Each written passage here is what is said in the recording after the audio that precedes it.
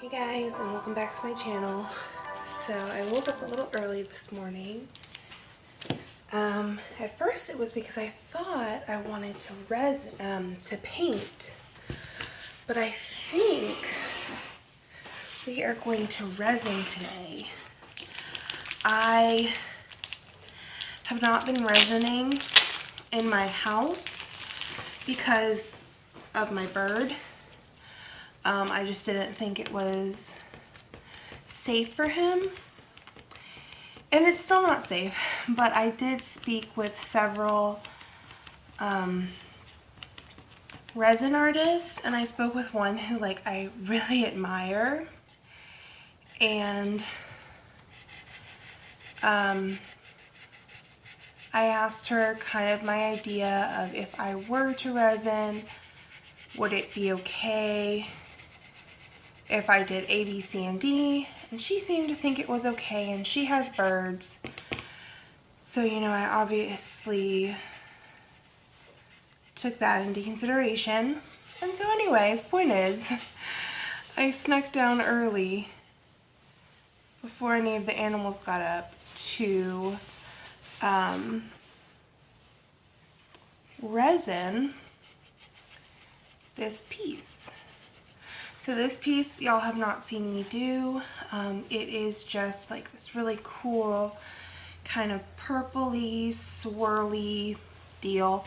I actually poured it on a cutting board that I purchased from Daiso. And I'm just using this Postilia acrylic pen, and I'm just going around the edges, and I'm painting the edges silver. I thought silver would be a really cool I guess accent color. So let me fast forward this part and I will show you what we're going to do on top.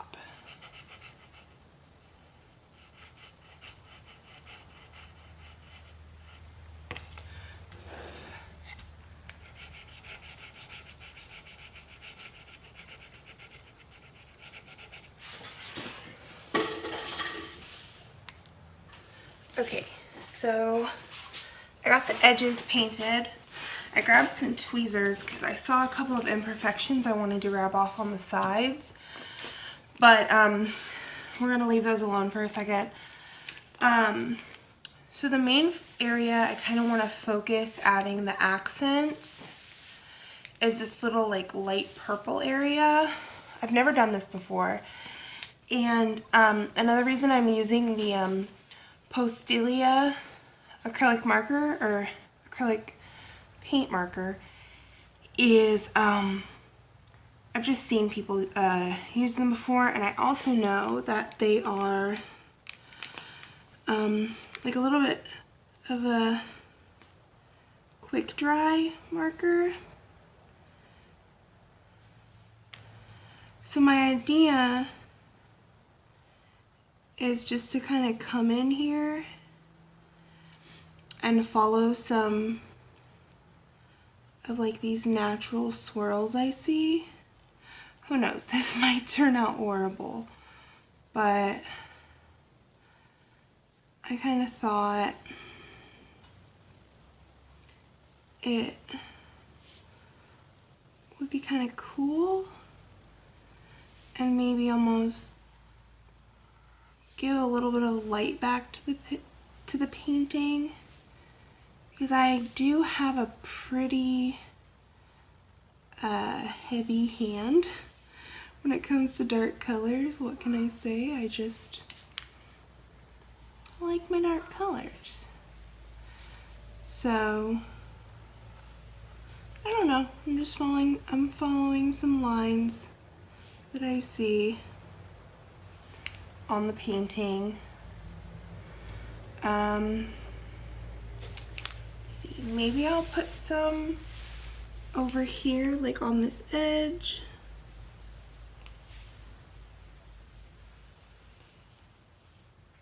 Again, that's the really cool thing about art.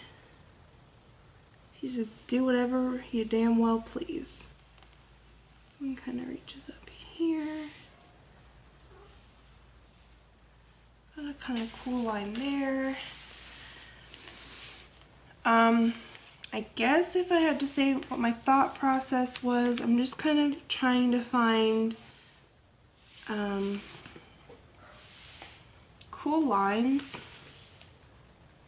that I see in the painting to kind of mess with. It's funny, I was listening to this podcast, and they asked it was an art podcast, and they were asking someone about, like, what do you like to watch on your art? Or what do you like to hear talked about on your... I should have stopped, shouldn't I? Well, whatever. What do you like to hear?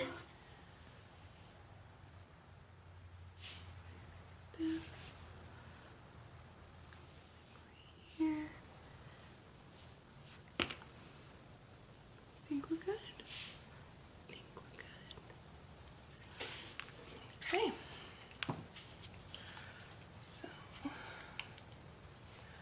Alright, so now I'm just double checking the edges.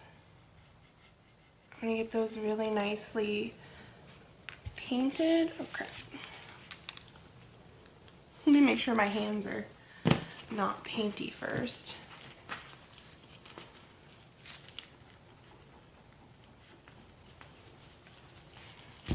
Actually gotta put gloves on.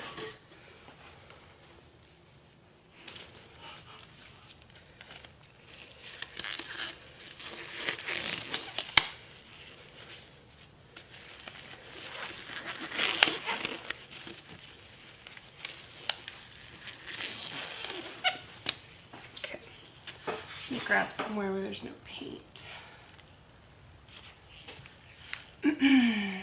So I just want to go through here and make sure I have all my edges nice and silver.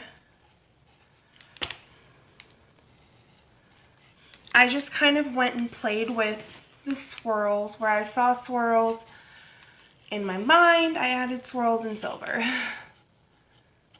Who knows if it was a good choice, but I kind of like it.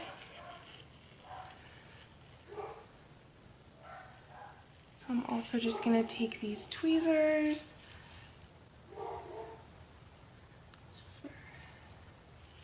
look for little bits. Oh, here it was. I saw a large cat hair and I was like, let's try and see if I can get that out.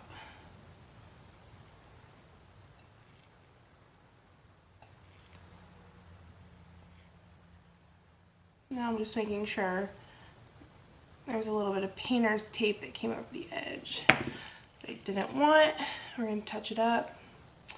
I'm actually going to put this to the side and I'm going to show you what resin we're going to be using and also how I'm kind of going to set up my work area. Okay, so what I'm going to be using is Total Boat. If you have seen my acrylic pour for beginners, then you are going to already know about how Total Boat's really the only resin I've used.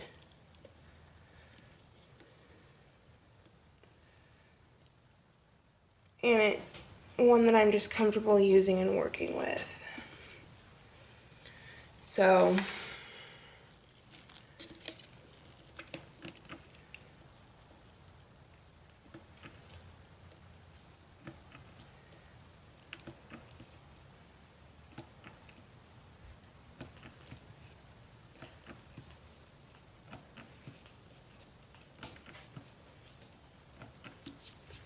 it is a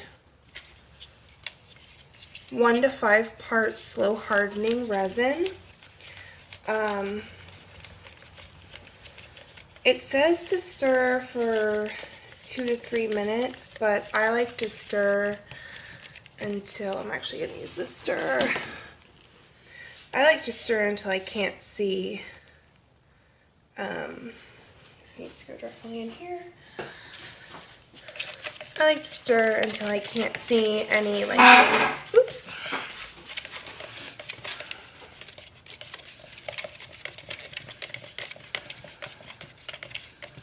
I like to stir until I can't see any more separated pieces.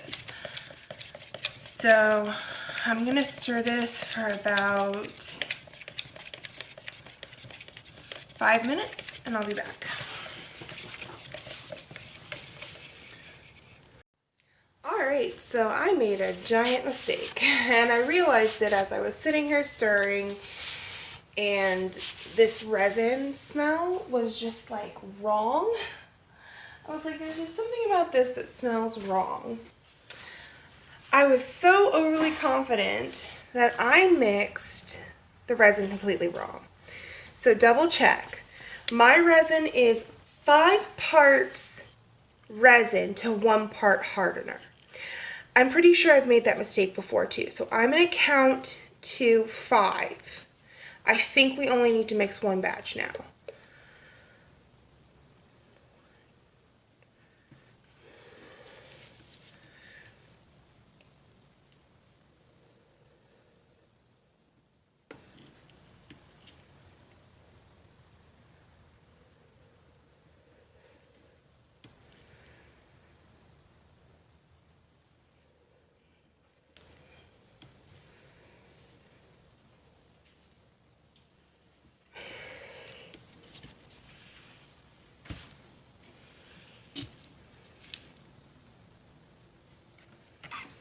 Alright, that makes a huge difference. I don't know if you can see, but this cup has just like hardener and this cup has resin and hardener. So the things that can go wrong if you mix your epoxy incorrectly: if you catch it before you pour it on your work, you're just kind of pissed because you've wasted some resin. But it's fixable. Like, I just caught it and I was able to fix it. I'm still a little upset with myself for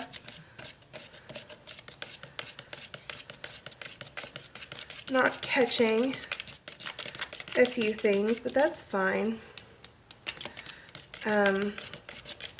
But for your project, if you mix it incorrectly, what can happen is that epoxy is never going to harden. It also stinks to high heaven. The hardener stinks. That's why when I was mixing it, I was like, okay, this doesn't look clear. And it also smells really bad. So I'm going to continue mixing this. That was my timer for the last one. I'm going to pause y'all, and I'm going to keep mixing this, and I'll be back when I'm done. Alright, so we're back. The setup I have is a box. My resin piece is inside, and then I'm going to lay probably like a plastic sheet that has holes cut into it. But for now, we have our resin. I'm just going to get to pouring.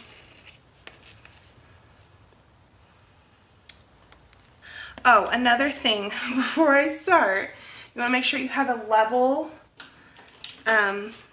area. See, mine tilts off to the side a bit. So I'm actually just going to use some sticks, some popsicle sticks, to try and level it out. It's not on that side, it's on this side. Okay.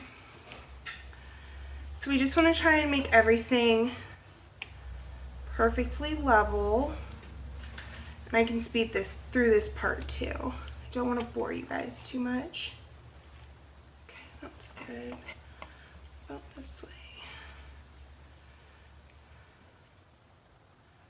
Need it from over here.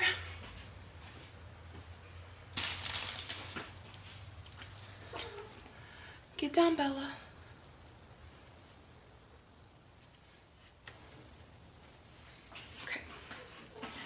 right, I'm satisfied it's fully level. Okay, now I'm gonna get to pouring. So I'm gonna start out with a tiny bit.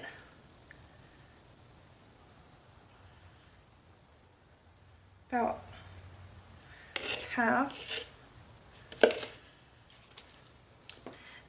I don't resin all of my pieces. I really try not to resin the ones that have silicone in them, just because it's a pain to make sure that every single bit of the silicone is off your piece. But I lost the stick.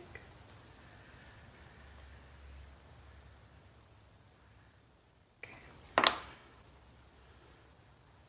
Oh yeah, but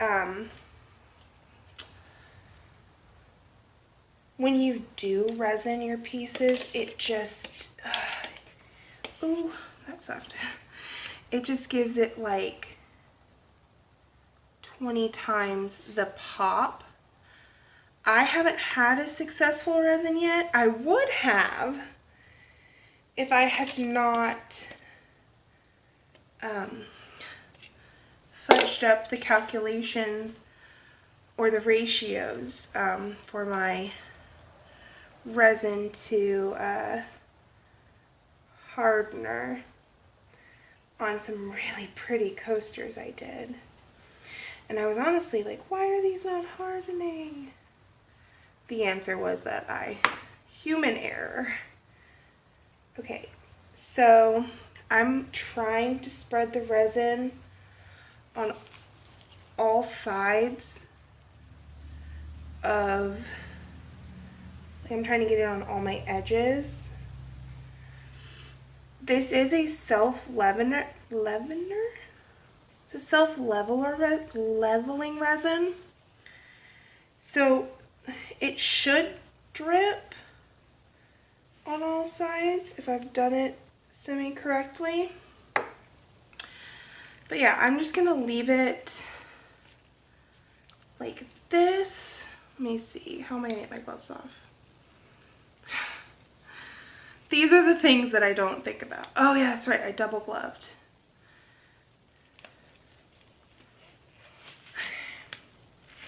So do that and that. Okay, so I'm gonna apply a little bit of heat just to get off the bubbles.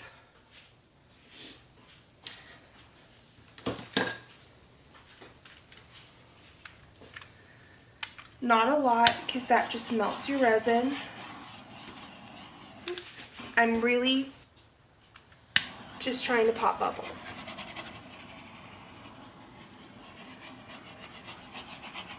Let's say you were doing a fluid piece.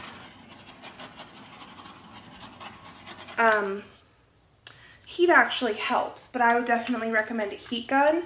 It's a little safer in burning your resin. So I'm gonna go wash my hands and I'll show you the final setup.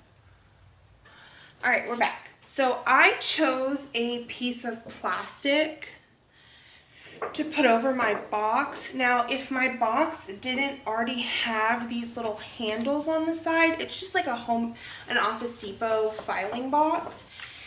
If it didn't have those air holes on the side, I would have to cut out some air holes in my plastic. But luckily, I have those air holes, so I'm just gonna lay the plastic over my piece. And then I have animals, which I will be monitoring very carefully, but they are cats. So, and I do unfortunately have to craft in my dining room, which is absolutely no longer a dining room. So, that doesn't matter to you guys. I was just gonna say I'm gonna clear out all my resin pieces, but thank you guys so much for watching. If you want to see what this looks like a little bit later, I will have a video showing the final outcome. But until then, please give this video a like and subscribe to my channel if you haven't already. And until next time, I will see you guys later. Bye.